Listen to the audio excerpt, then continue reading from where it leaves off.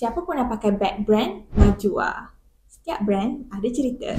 Najwa dicipta oleh seorang wanita yang penuh semangat, yang punya visi besar.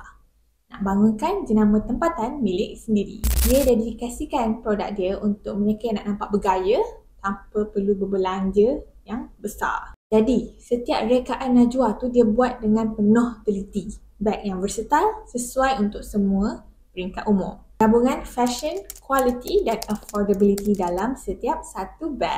Kami di Key Studio bantu untuk kukuhkan identiti ni untuk menjadikan Najwa lebih elegan dan lebih mudah diingati. Jadi, jom kita mula sketch.